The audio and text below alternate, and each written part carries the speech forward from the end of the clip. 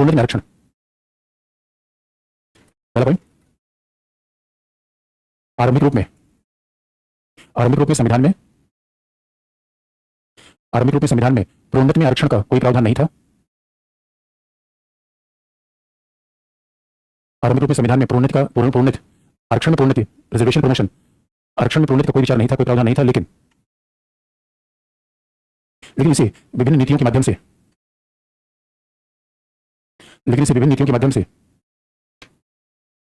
संघ एवं राज्य सरकारों के द्वारा व्यवहारिक रूप में लागू किया गया। संघ एवं राज्य सरकारों के द्वारा व्यवहारिक रूप में लागू किया गया, जो केवल अनुसूचित जाति जनजाति के लिए था। उच्चतम न्यायालय ने इंदिरा साहनी वाद में यह कहा कि आरक्षण केवल आरंभिक नियुक्ति के लिए है। आरक्षण केवल आरंभिक नियुक्ति के लिए है, प्रोन्नति के लिए नहीं। आरक्षण केवल आरंभिक नियुक्ति के लिए है, प्रोन्नति के लिए नहीं। अच्छा, आप कहेंगे फिर इंदिरा साहनी केस में ऐसा क्या हो गया कि मामला गया? इंदिरा साहनी केस में कई मामले लाए गए थे सुनवाई के लिए। जब भी उच्चतम न्यायालय के सामने कोई मामला आता है तो इंदिरा साहनी केस में यानी वो सब सामूहिक रूप में सुन लेता है, क्योंकि ये बड़े सारे उच्च न्यायालय के सामने मामला पहले से पेंडिंग था। इंदिरा साहनी वाद में बहुत मेजर वाद है, तो जो सवाल पूछेंगे उच्चतम न्यायालय से, तो एक बार में उच्चतम न्यायालय 10 सवाल पूछेंगे, 15 सब जवाब होता है और सब इकट्ठे से लिया जाता है। यानी मेनली तो इंदिरा साहनी केस था पिछड़े के बारे में, एक मामला से अनुसूचित जाति जनजाति से संबंधित लिया गया। इंदिरा साहनी में जो उच्चतम न्यायालय सवाल पूछा गया था पहला कि क्या आर्थिक पिछड़ेपन का विचार होता है, क्या कोई आर्थिक पिछड़ापन होता है? तो इंदिरा साहनी ने क्या जवाब दिया? नहीं। उच्चतम न्यायालय से आर्थिक पिछड़ापन कर दिया था। दूसरी बात, आरक्षण की सीमा कितनी होती है? आरक्षण की सीमा 50% से अधिक नहीं होनी चाहिए, ये भी तय कर दिया। इंदिरा साहनी 103वें संविधान संशोधन का कंडीशन होगी। इसी बात पूछी गई थी कि क्या जब आरक्षण की सीमा 50% होगी तो कोई बार देखेंगे ऐसा होता है, अब ऐसे मात्रा कम है, लेकिन अनुसूचित जाति जनजाति खासतौर पर ऐसा होता है, उसमें भी अनुसूचित जनजातियों के लिए कई सीटें आरक्षित है केंद्रीय विश्वविद्यालयों में, लेकिन एलिजिबल कैंडिडेट नहीं है। इसका मतलब क्या है? ये बड़ी भारी कंडीशन है कि अगर हमारे पास एलिजिबल कैंडिडेट नहीं, इसका मतलब हमारे बच्चों को शिक्षा नहीं दिया। और ये दुर्भाग्य की बात कितनी ज्यादा है, 90s के बाद भारत में बड़ा गैप पैदा हुआ है। अब सोच मान लीजिए जिस दौर में हम लोग पढ़े लिखे थे, स्कूलिंग में तो डिफरेंस नहीं था। बच्चे के गांव से पढ़े लिखे बच्चे अच्छा कर गए मेहनत के दम पे। शिक्षा का ऐसा माध्यम है जो समाज में बड़ा वर्टिकल चेंज करती है। अचानक आप बुद्धि बढ़ा नहीं सकते, फिल्म अभिनेता बनना इतना आसान नहीं है, बाकी काम में समय डिफिकल्टी है। एजुकेशन का ऐसा माध्यम है जो आपके स्टेटस को तुरंत चेंज कर देता है। आज की कंडीशन नहीं है जहां पे कोई विचार ही नहीं कर रहा है। आज एजुकेशन प्राइवेटाइज होता जा रहा है। दिल्ली में आप जाके देखिए 5 स्टार जैसे स्कूल हैं, एक स्कूल ऐसे हैं नर्सरी में एडमिशन के 4-4, 5-5 लाख रुपए डोनेशन देना पड़ता है। आप क्रिकेट में स्कूल में क्या सिखाते हैं? घुड़सवारी, आर्चरी, तो क्या हॉर्स राइडिंग से आर्चरी, स्विमिंग, और ऐसा मैंने लिखा जैसे स्कूल नहीं 5 स्टार होटल था। हम लोग दोस्तों आम के नीचे पढ़ के, आम के पेड़ के नीचे आप भी ऐसे आए होंगे। ये बताओ दोस्तों, और ये भी इंटरेस्टिंग पार्ट आपको बता दें, इस देश में ज्यादातर स्कूल पॉलिटिशियंस के हैं, उसमें सामाजिक न्याय नहीं हो रहा है बच्चों, उसमें सामाजिक न्याय नहीं हो रहा है। और हमारे यहाँ बड़ा इंटरेस्टिंग पार्ट है, ज्यादातर बिजनेस पॉलिटिशियन चला रहे हैं। जितने पॉलिटिशियन ज्यादातर लोगों के बिजनेस है, बिजनेस वाले पॉलिटिक्स में, पॉलिटिक्स वाले बिजनेस में, दोनों मिलकर काम चला रहे हैं। ये बहुत विडंबना है। इसे कोई बच्चा अगर कोई सीट छूट जा रही है तो आप समझ सकते हैं कि आरक्षण के साथ सामाजिक न्याय का हम चूक गए। जबकि हकीकत ये थी कि राजीव गांधी बच्चे नवोदय विद्यालय, भारत में स्कूलिंग का एक ही सिस्टम होना चाहिए, एक ही सिस्टम। अब ये नहीं कहीं डीपीएस है तो कहीं घोड़ा दौड़ा है तो हम लोग भैंस की पूछ पकड़ के आगे बढ़े। यही तो सच्चाई है दोस्तों। अब कभी किसी को मुझे बता रहा था कि उधर दून स्कूल है, दून स्कूल में पता चला कि 5-6 लाख रुपए महीने की फीस है। तो दून स्कूल में कौन पढ़ता है? अभिनेताओं के बच्चे, फिल्म स्टार्स के बच्चे, सब दून स्कूल पढ़ते हैं। तो सवाल बच्चों इतना बड़ा गैप एजुकेशन में आता जाएगा तो आरक्षण फिर ये बड़ा विचार का मुद्दा, लेकिन दीर्घकालीन चेंज करना पड़ेगा। घबराने की आवश्यकता नहीं, चेंज होगा एकदम डेमोक्रेसी में, लेकिन है चैलेंज तो रहता है। इसलिए इंदिरा साहनी केस में बात कही गई थी कि जब आरक्षण की सीमा हमारी 50% है, 50% का मतलब मान लीजिए कि किसी वर्ष 1000 वैकेंसी कहीं यूपीएससी में, या मान लीजिए कि एसबीआई में वैकेंसी आई 2024 में 500, और 500 में वैकेंसी जो रिजर्व थी अनुसूचित जाति जनजाति के लिए, अनुसूचित जनजाति 7.5%, तो 500 का 7.5 कितना होगा? सीसा का सवाल जल्दी बताइए मुझे, मैं सीसा बहुत कमजोर है। कितना? 115। तो आपके मैथमेटिक्स में भरोसा कर रहा हूँ, तो आपने भरोसा नहीं कर सकता। 115 7.5% कितना होगा? कितना? 7.5 कितना होगा? अच्छा छोड़िए, उससे भी सिंपल तरीका बता दूं। अरे छोड़िए, अनुसूचित जनजाति के लिए जो आरक्षित सीट थी, मैंने सीसा का भरोसा किया, मुझे डिस्क्वालीफाई हो जल्दी सीट नहीं। अच्छा 22 लगा लिया, ठीक है, कोई बात नहीं। मान लीजिए अनुसूचित जनजाति के लिए 10 सीट भरी नहीं है, ऐसी सीट मैथमेटिक्स में मतलब नहीं, खत्म बात। उसके लिए कितनी छूट गई सीट? 10। अब 10 सीट तो रिजर्व कैटेगरी थी, अब ये भरी नहीं जा पाई, इस 10 सीट को अगले साल कैसे भरा जाएगा? उच्चतम न्यायालय ने इंदिरा साहनी केस में कहा कि आप सीट को कैरी फॉरवर्ड कर सकते हैं। अब ये 10 सीट क्या हो गई? 10 सीट कहेंगे बैकलॉग सीट। 10 सीट को क्या कहेंगे? बैकलॉग सीट कहेंगे। यानी जो आरक्षित वर्ग की सीटें हैं जो भरी नहीं जा सकी उस साल में, ये बैकलॉग सीटें कैरी फॉरवर्ड किया जाएगा। बैकलॉग को अभी कुछ कैरी फॉरवर्ड करते हैं, टॉप लाइन कैरी फॉरवर्ड होता था। कैरी फॉरवर्ड का मतलब है मान लीजिए कुछ खाना पीना बनाया शाम का, तो खाना पीना छूट गया, कैरी फॉरवर्ड मॉर्निंग में कर लेंगे, खत्म कर देंगे उसको। कैरी फॉरवर्ड का मतलब उसे आगे बढ़ा देना। अब मान लो किसी गिफ्ट खरीदा, शादी की शादी कैंसिल हो, तो मैं उस सीट को कैरी फॉरवर्ड कर दूंगा, या गिफ्ट को उसी के नाम से लिख के मैं डंप कर दूंगा, कैरी फॉरवर्ड कर दूंगा। इसका मतलब ये 10 सीटें कहां कैरी फॉरवर्ड कर दूंगा? अगले साल की सीटों के लिए। लेकिन इसमें समस्या थी, उच्चतम न्यायालय से पूछा कैरी फॉरवर्ड कर दूं, कहां कर दो? प्रॉब्लम नहीं है, लेकिन उच्चतम न्यायालय पूछा गया कैरी फॉरवर्ड करेंगे तो मुझे 10 की 10,000 करनी पड़ेगी और ये रिजर्वेशन फिर 100% होगा। आप कह रहे 50% ही करना है, उच्चतम न्यायालय का इससे मुझे मतलब नहीं है। आप आरक्षण का लिमिटेशन 50% ज्यादा नहीं कर सकते, यहाँ कठिनाई थी। अगर मैं किसी सीट को फॉरवर्ड कर रहा हूँ तो आपको यहाँ पर 50% का लिमिटेशन हटाना पड़ेगा, क्योंकि जो सीट रिजर्व कैटेगरी की थी वो 10 की 10 की मिलनी चाहिए। अनुसूचित जनजाति को मिले। हाँ बस एक बात है, स्कूल के एडमिशन में हम सीट कभी फॉरवर्ड नहीं कर सकते, स्कूल में सेशन बदल जाता है। स्कूल में तो मान लीजिए जो बची हुई सीटें हैं जनरल कैटेगरी दे देंगे, लेकिन यहाँ पे प्रॉब्लम आ गई कि उनका कैरी फॉरवर्ड करिए। कैरी फॉरवर्ड का मतलब हिंदी में क्या है, आगे ले जाने का नियम, अग्रता का नियम जो भी कह लीजिए। ऐसे जो की करवाते हैं, जैसे कई बार हम लोग ऐसा धन्यवाद करने का प्रयास करें, समझ नहीं खत्म हो जाए। एक बार न्यूज़पेपर में छपा कि आजकल रक्त पिपासु गुंजर जीव के कारण बड़ी बीमारियां फैल रही हैं शहर में। अरे रक्त पिपासु गुंजर जीव इतना धन्यवाद करने की क्या जरूरत है, मच्छर कह दो। अब इतना जब आपको अब किसी एक से पूछा गया कि मैं महिला मुक्त सज्जा केंद्र से आ रहा हूँ, मैं कहा महिला मुक्त सज्जा ब्यूटी पार्लर में ऐसे कहो यार। तो अच्छा, अरे ये आजकल महिला ने पुरुष भी होता है, सब महिलाओं जब पुरुष जाते हैं। अच्छा बात ध्यान सुनने की है, उस पर ध्यान रखने की आवश्यकता नहीं है। 10% कैरी फॉरवर्ड होगा, लेकिन रिजर्वेशन की मात्रा 50% रही, प्रॉब्लम आएगी। दूसरी बात ये बात स्पष्ट होगी कि इंदिरा सारी केस में क्या कहा गया, फिर प्रॉब्लम कहां पर आई। फिर अगला मामला कहा गया, अगला मामला न्यायपालिका पूछा गया कि क्या प्रोन्नति में आरक्षण होगा, उनका नहीं, प्रोन्नति में आरक्षण नहीं होगा। और प्रोन्नति में आरक्षण का मतलब कैसे देख लीजिए, न्यायालय का प्रोन्नति में आरक्षण आरंभिक नीति में होगा। और ये बात हम डिस्कस कर रहे थे, प्रोन्नति में आरक्षण नहीं होगा। इसका मतलब क्या है, प्रमोशन रिजर्वेशन का मतलब क्या है। देखिए रिजर्वेशन में मान लीजिए कि फिर हमने कहा कि कहीं पे सरकारी कोई वैकेंसी आई और 2010 में एक तरफ, क्योंकि प्रोन्नति में आरक्षण से मिलता है वो अनुसूचित जाति जनजाति समुदाय का व्यक्ति होता है, और आरक्षण देने के पक्ष में चल देगा, पहले कहा गया अनुसूचित जाति जनजाति को आरक्षण क्यों देना चाहिए प्रोन्नति में। कहा गया देखिए हर सेवा की रिटायरमेंट की एज है, देखिए एंट्री की एज नहीं होती। अब कोई सेवा में 40 साल में जा रहा है तो जो 40 साल में सेवा में जाएगा वो कम समय तक रहेगा, लिहाजा ऊंचे पदों पर नहीं पहुंच पाएगा, बड़े पदों पर नहीं पहुंच पाएगा। और लोगों ने ये भी कहा कि नहीं, कई बार अनुसूचित जाति जनजाति के समुदाय के साथ नौकरी में भेदभाव होता है, इसलिए आरक्षण को जरूरी है, क्योंकि जब तक ऊंची पायदान पर नहीं पहुंचेंगे तब तक समाज में पॉलिसी मेकिंग का रोल नहीं हो पाएगा। तो उन्होंने कहा प्रोन्नति आरक्षण होना चाहिए, लेकिन उच्चतम न्यायालय तक जाने से पहले ये देख ले कि प्रोन्नति आरक्षण का मतलब क्या है। तो प्रोन्नति आरक्षण का मतलब है कि मान लीजिए एससी समुदाय का व्यक्ति है, कोई जनरल ओबीसी का व्यक्ति है, ये ईडब्ल्यूएस का है। अब 2010 में दोनों ने किसी नौकरी को ज्वाइन किया, तुम्हारे बैंक में ज्वाइन किया, दोनों ने बैंक में किस पद पर ज्वाइन किया, क्लर्क के पद पर ज्वाइन किया। दोनों क्लर्क के पद पे ज्वाइन किया 2010, तो हमारा माना जाता है कि एक ही ईयर से अगर दोनों नौकरी ज्वाइन कर रहे हैं तो दोनों की सीनियरिटी जैसी होगी। इसलिए सवाल यह है कि अगर आपने एक बार रिजर्वेशन दे दिया तो रिजर्वेशन के कारण ही ये व्यक्ति भी आ गए, पिछड़े वर्ग के लोगों को रिजर्वेशन मिला, ईडब्ल्यूएस को रिजर्वेशन मिल गया, तो रिजर्वेशन आपने दे दिया, सेवा में एंट्री हो गई। अब सेवा में एंट्री उसके बाद कंपटीशन हो रही है। सेवा में एंट्री होने के बाद कुछ कहते हैं भाई रिजर्वेशन का पर्पस क्या है, सर्वश्रेष्ठ नहीं मुख्य धारा में रहना। रिजर्वेशन का पर्पस क्या है, अवसर की समानता देना या सबसे ऊंचा बना देना। तो उच्चतम न्यायालय ने कहा कि रिजर्वेशन जो प्रमोशन में है अवसर की समानता खिलाफ है, आर्टिकल 335 खिलाफ है, क्योंकि आप सेवा में जाने के बाद भी कुछ अगर होल्ड कर रहे हैं और फिर एक ही बैच में अगर जूनियर सीनियर हो जाएंगे तो इससे प्रशासन बिल्कुल ध्वस्त हो जाएगा, इससे प्रशासन चल नहीं पाएगा। इसलिए उच्चतम न्यायालय का नहीं ये तर्क नहीं दे सकता, क्योंकि अगर आप प्रोन्नति में आरक्षण दे रहे हैं इसका मतलब है कि आप आरक्षण को एक भेदभाव का तरीका अपना रहे हैं, समाज को मुख्य धारा में लाने का तरीका नहीं अपना रहे हैं। और देखिए ये बड़ी लॉजिकल चीज है कि नौकरी मिलने के बाद भी आप पिछड़े हैं तो समझ कितना प्रमोशन मिल जाएगा, आगे चल जाएंगे, ये तो अपने आप बात का विषय है। इसलिए अगर मान लीजिए किसी क्लर्क को प्रमोट कर दिया गया, अनुसूचित जाति जनजाति समुदाय के व्यक्ति को 2015 में प्रमोट करके बना दिया गया कैशियर। आप सोचिए, देखिए अब इस प्रमोशन से केवल प्रमोशन से पद ग्रेड से कुछ हो गया, इसका मतलब ये हो गया। अब मान लीजिए कि हमने कहा कि 2017 में हमने प्रमोशन इसको दे दिया, 2017 में बना दिया कैशियर, लेकिन ये इसकी बैचमेट नहीं हो पाएगा, बराबर नहीं कर पाएगा, क्योंकि ये सीनियर हो गया। अब इसकी सीनियरिटी 2015 से मानी जाएगी, 2010 से नहीं। इसकी सीनियरिटी कहां चलेगी, 2010 से। इस पर अगले प्रमोशन में जबकि होना ही चाहिए था कि मान लीजिए 2017 में इसको प्रमोट कर रहे हैं, ये कैचअप कर ले, मान लीजिए 2 साल बाद प्रमोशन हुआ, लेकिन अगले प्रमोशन दोनों समान रूप में दावेदार होंगे, क्योंकि हम कहां से गिनेंगे, 2010 से। सीनियरिटी 2010 से गिनी चाहिए अपॉइंटमेंट के डेट से। और इसका परिणाम हुआ एक बार हमने इनको प्रमोशन दिया, फिर हमने बना दिया 2020 में मैनेजर, फिर बना दिया डायरेक्टर 2025 में, और फिर बना दिया गवर्नर 2030 में। यानी एक बार प्रमोशन नहीं करेंगे, बार बार प्रमोशन करेंगे। इसे कहते हैं पारिणामिक ज्येष्ठता का सिद्धांत, प्रिंसिपल ऑफ कॉन्सिक्वेंशियल सीनियरिटी, इसे कहते हैं पारिणामिक ज्येष्ठता। वरिष्ठता, ज्येष्ठता का मतलब होता है वरिष्ठता, कॉन्सिक्वेंशियल सीनियरिटी।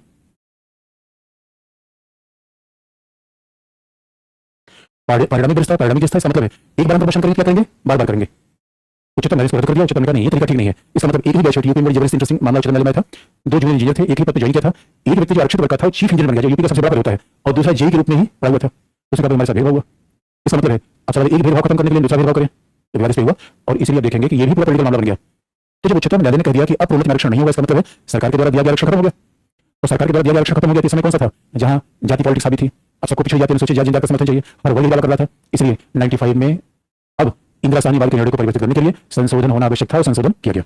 इसलिए इंदिरा साहनी निर्णय के बाद संशोधन कौन सा आपको दिखा, 77। इंदिरा साहनी निर्णय किस लिए था, 92।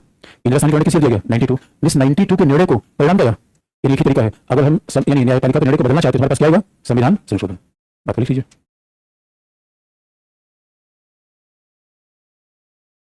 हाँ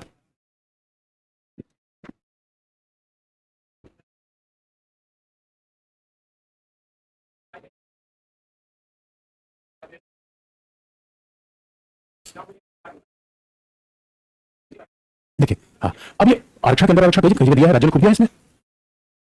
अब आगे मेरे संघ में कोई मिलाकर यूपीएससी में वुमेन से जो इंटरव्यू जाती है बहुत किया जाता है, अगर कोई लड़की है, आप देखिए हमारा जो डेमोक्रेसी में सरकार का तंत्र तरीके चलता है, हम क्या समझते हैं, हमें क्या तस्वीर आती है कि यार हिंदी मीडियम साथ भेदभाव किया जा रहा है, ये क्या यूपीएससी में कहानी उल्टी है। अरे जो वंचित वर्गों के क्षेत्र के बच्चे हैं उनको प्राथमिकता देते हैं, और कोई लड़की इंटरव्यू में चली गई तो उसको हमेशा ज्यादा नंबर देंगे, कोई मुस्लिम इंटरव्यू में चला गया उसको हमेशा ज्यादा नंबर मिलेगा उसको आगे बढ़ाने के लिए। ये सरकार इनडायरेक्टली बड़े बड़े तरीके अपनाते हैं, करती है, ये डेमोक्रेसी के फायदे हैं। अब ये तो हम समझते हैं कि भेदभाव हो रहा है, लेकिन कुछ तो बेसिक क्वालिटी होनी चाहिए।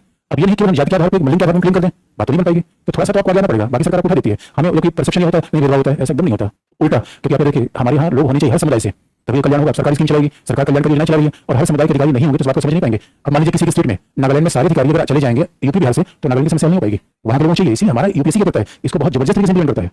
वो हमारी तीसरी दूसरी होती है, हम क्या सोचते हैं ना ना भेदभाव कर रहा है, एकदम नहीं है, वो आपको प्रेफरेंस दे रहा है। अच्छा मैं मानता हूँ, तुम बताओ मूल कर्तव्य कितने आते, तुमको बताओ, तुम हंसो मत, बताओ मूल कर्तव्य बताओ। हाँ बताओ बताओ कर्तव्य, तीन ही बता दो, मैं बता छोड़ रहा हूँ, 11 में 3 बता दो।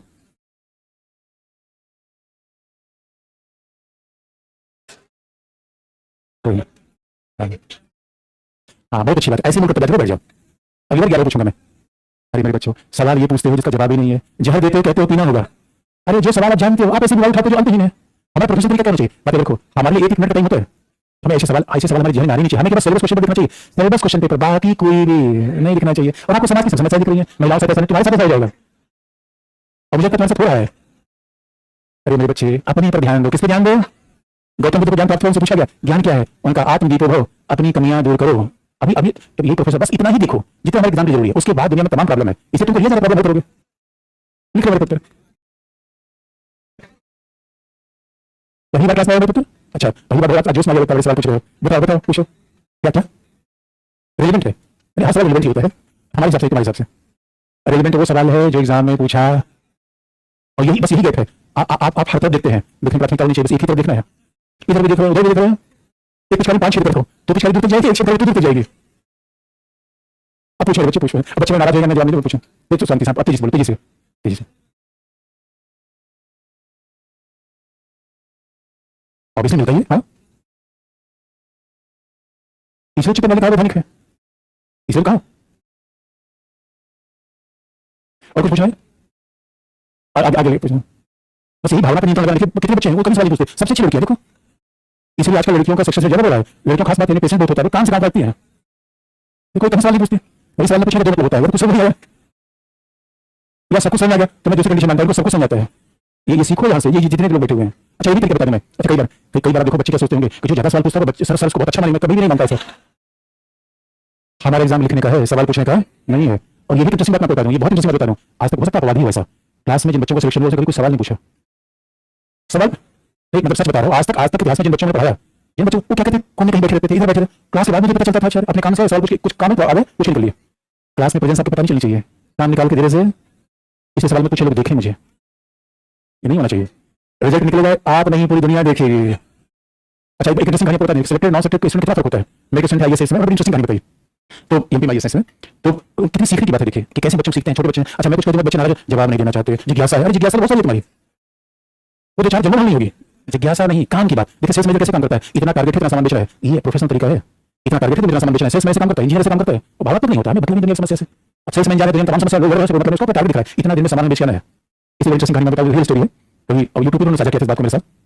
तो उनका जब मेरा पहली बार पीटी हुआ तो लाइब्रेरी में पढ़ते थे, तो मैं ऐसा कोई पूछे पीटी हुआ, मैं किसको बताऊं, कुछ नहीं जानती, बताओ किसको, कोई पूछे नहीं पीटी में। तो वैसे जब बैठा था मैं से मेरा पीटी हो गया, तभी कुछ नहीं बताऊं। उसने कहा यार तो बहुत बेइज्जती हो गई, मैंने बता दिया तभी कोई नहीं पूछा पीटी हुआ मेरा।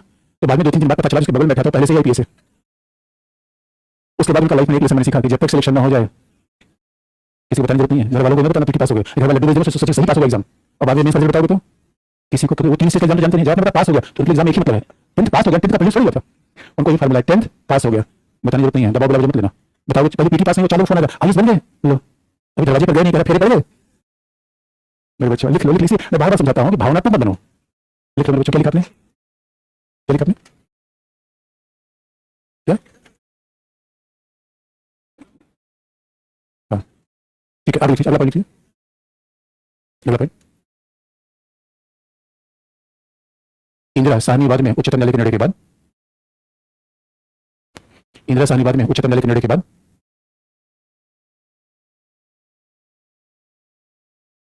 उच्चतम न्यायालय के निर्णय के बाद प्रोन्नति में आरक्षण को बरकरार रखने के लिए, प्रोन्नति में आरक्षण को बरकरार रखने के लिए 77 77वां संविधान संशोधन किया गया। प्रोन्नति में आरक्षण को बरकरार रखने के लिए 77 संविधान संशोधन किया गया। 77 संविधान संशोधन किया गया जिसके अनुसार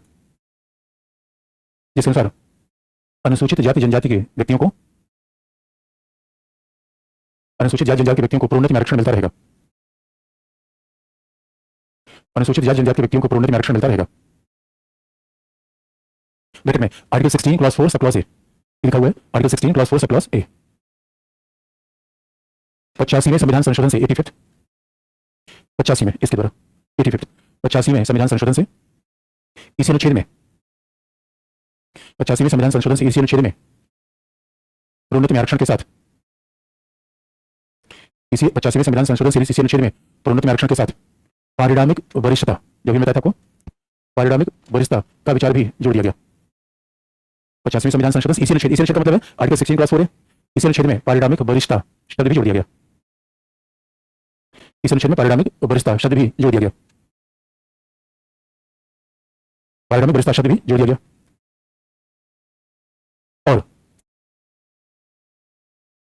और 81वें संविधान संशोधन के द्वारा 81वें संविधान संशोधन के द्वारा यह प्रावधान किया गया कि बैकलॉग रिक्तियों के लिए 81वें संविधान संशोधन के द्वारा प्रावधान किया गया बैकलॉग आपको पता है क्या, जो भी बताया था मैंने, बैकलॉग जो रिक्त वैकेंसी है, तो बैकलॉग मैंने लिखा था, बैकलॉग रिक्तियों के लिए 50% की सीमा लागू नहीं होगी।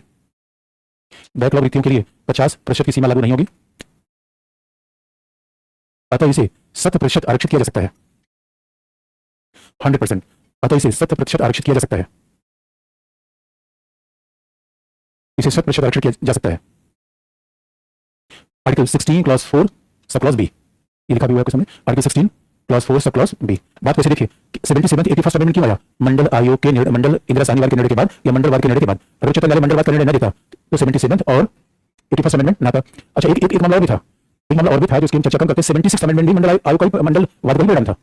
76 अमेंडमेंट क्यों लाया? जब उच्चतम न्यायालय ने कह दिया कि आरक्षण की सीमा 50% होनी चाहिए। उस समय तमिलनाडु राज्य की आरक्षण पहले से 69% था, और उसको कैसे बचाया जाए? तो कल अम्मा भारी अम्मा ने फोन किया उधर कि हमारा आरक्षण तो गया, सरकार ने कोई बात नहीं है, और गठबंधन सरकार की क्षेत्रीय लोगों की सबको आवश्यकता थी, कोई भी डीएमके एआईडीएमके को नाराज नहीं करना चाहता था। तो अम्मा ने जैसे फोन किया तो पता चला कि अब तमिलनाडु के 69% रिजर्वेशन को बचाने के लिए उसे नवीन सूची में शामिल कर दिया गया, क्योंकि उच्चतम न्यायालय का निर्णय बाध्यकारी होता है। उच्चतम न्यायालय का निर्णय ये माना जाएगा उसके खिलाफ जो विधि है, क्योंकि वही संविधान के अधिकारी बैठे हैं। इसका मतलब उच्चतम न्यायालय का निर्णय जैसे ही आता तमिलनाडु का 69% रिजर्वेशन बदल जाता, अब उसको बचाने का उपाय करना गया, नवीन सूची में शामिल कर दिया गया। उसे 76 अमेंडमेंट किया गया था, 76। लेकिन इसका क्या मतलब यह है कि आज कोई भी आरक्षण करके नवीन सूची में शामिल किया जा सकता है? उसका उत्तर नहीं, क्योंकि आज नवीन सूची भी न्यायिक पुनरावलोकन के दायरे में है। क्योंकि आगे अनुच्छेद 30 में 31 में बता देंगे कि नवीन सूची का मूल प्रयोग किसका था? भूमि सुधार के लिए। तो नवीन सूची के नाम पर न्यायपालिका की शक्ति को रोक नहीं पाएगा, और नवीन सूची में कोई ऐसा विषय डाला गया जो आधारभूत ढांचे के खिलाफ होगा, न्यायपालिका रद्द कर देगी, और आधारभूत ढांचा क्या होगा ये तो न्यायपालिका बताएगी। इसलिए यही मामला खत्म हो गया, नवीन सूची का मिसयूज नहीं कर पाएंगे। तो 76 अमेंडमेंट भी आया था इंदिरा साहनीवाल के निर्णय के पश्चात। इसका मतलब है कि संसद को निर्णय देगी तो न्यायपालिका बदल सकती है, लेकिन आधारभूत ढांचे के अलावा आधारभूत ढांचे को संविधान संशोधन से भी बदलना संभव नहीं है, वो नहीं बदल सकता। तो थोड़ा रिस्ट्रिक्शन लगी गया है। तो नवीन सूची का मिसयूज आरक्षण के तो आज के में नहीं हो पाएगा। हेडिंग चेंज कर लीजिए। हाँ, ये बात अवश्य जो मैं लिखा रहा हूँ उसमें कहीं भी संदेह हो तो बिना संकोच के पूछना चाहिए। ऐसा नहीं कोई क्वेश्चन है पीडी सर का वो पूछना चाहिए। पूछने का मतलब है जवाब हानि के बनाते हैं, वो किसी मतलब नहीं है। प्रश्न क्या कोई प्रीवियस क्वेश्चन सॉल्व कर रहे हैं, मैंने कोई बताया और आपको बात समझ में नहीं है तो उसमें कोई संकोच नहीं करना चाहिए। लेकिन आप ऐसा दोनों में कोई सवाल नहीं पूछते, आप क्या पूछते हैं? सांसारिक समस्याएं बताइए। हाँ, बैकलॉग किसी के लिए हो सकती है, किसी के लिए हो सकती है, हाँ किसी के लिए हो सकती है। नवीन सूची आगे बता देंगे, बस अनुच्छेद 31 बता दीजिए, संपत्ति का अधिकार बता दीजिए, क्यों बनी क्यों हटी, पूरी बता देंगे आपको। बस एक लाइन में है कि नवीन सूची पहले संविधान संशोधन बनी, और नवीन सूची संविधान की एक सूची है जिसमें कोई विषय रखा जाएगा तो सिर्फ न्यायपालिका में चले नहीं करेंगे, मोदी के खिलाफ है। अगली लीजिए, चलिए अपने हेडिंग चेंज कर लीजिए। अब यहाँ पर कोई समस्या नहीं रही। अगला हेडिंग है अनुसूचित जाति जनजाति के लिए क्रीमी लेयर का विचार। हेडिंग चेंज कर लीजिए, अनुसूचित जाति जनजाति के लिए क्रीमी लेयर का विचार।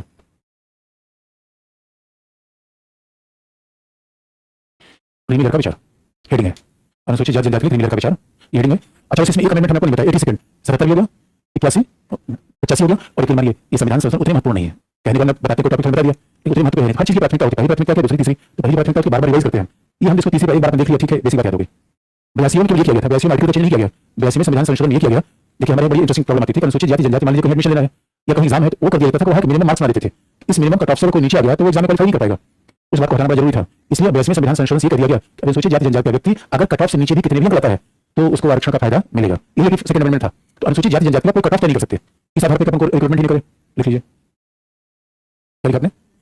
और देखिए ये 82वां संविधान संशोधन के बड़े एग्जाम्पल बताता है। कई लोग क्या कहते हैं, कई लोग कहते हैं अनुसूचित जाति जनजाति क्रिमिनल मत बनाओ, तो क्रिमिनल बना दोगे तो कोई उसमें सिलेक्शन नहीं पाएगा। ये 82वां संविधान संशोधन बिल्कुल पाएगा भाई, आप उसका थ्रेशोल्ड हटा दो, क्योंकि तो संवैधानिक रूप में किया जा सकता है। इसलिए वो लोग अपने फायदे की बात करते हैं। ये क्या लिखा आपने? अच्छा, हेडिंग आपको थोड़ी अटपटी लगी होगी कि जब मैंने कह दिया इंदिरा सानी केस में अनुसूचित जाति जनजाति में क्रिमिनल नहीं होता, तो फिर मामला क्यों आ गया?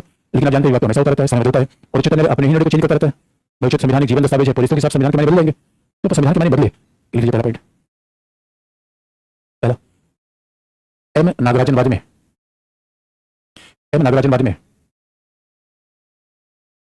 उच्चतम न्यायालय ने कहा, एम नागराजन बाद में उच्चतम न्यायालय ने कहा कि यदि अनुसूचित जाति जनजाति को प्रोन्नति देना है, यदि अनुसूचित जाति जनजाति को प्रोन्नति में आरक्षण देना है,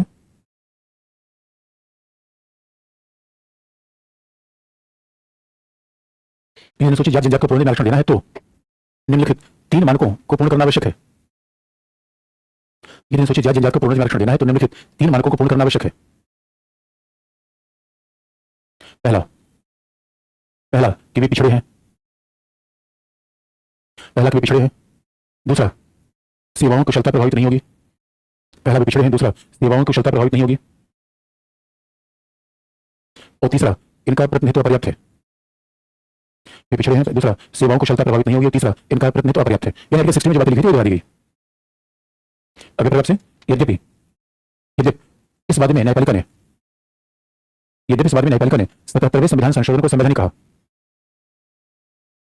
यद्यपि इस वादे में न्यायपालिका ने 77वें संविधान संशोधन को संवैधानिक कहा, लेकिन इस निर्णय के कारण प्रोन्नति में आरक्षण पर प्रतिबंध लग गया।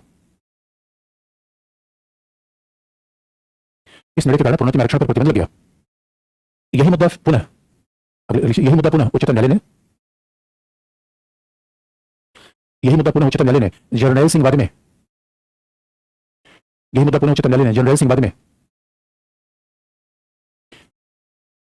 में विचार किया। इसी मुद्दे पर उच्चतम न्यायालय जनरल सिंह वादे में विचार किया और कहा कि अनुसूचित जाति जनजाति के लिए क्रीमी लेयर का विचार नहीं हो सकता।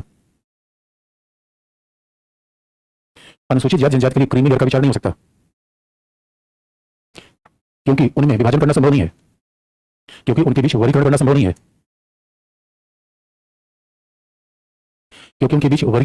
है, लेकिन प्रोन्नति में आरक्षण के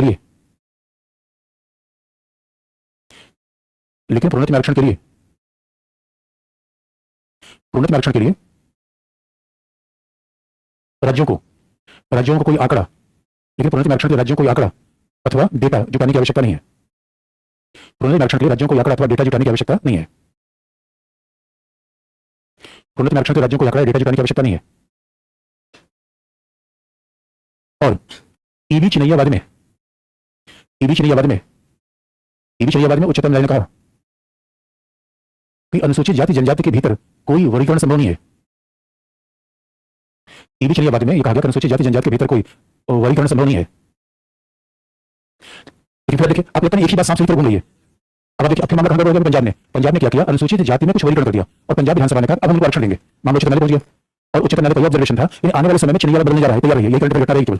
और उच्चतम न्यायालय ने सवाल पूछा कि भाई बताओ, अनुसूचित जाति जनजाति वो भी है जिनके बच्चे, दिल्ली का सबसे अच्छा जो स्कूल है वो संस्कृत है, सारे IAS IPS के बच्चे संस्कृत स्कूल में पढ़ते हैं। तो उच्चतम न्यायालय यही बात पूछा कि अनुसूचित जाति जनजाति वो भी है जिसके बच्चे संस्कृत स्कूल में पढ़ रहे हैं, अनुसूचित जाति जनजाति वो भी है जिसके बच्चे आम के पढ़ रहे हैं। ये बताइए, आप क्लासिफिकेशन करोगे नहीं करोगे? लास्ट टॉपिक क्या लिखा आपने?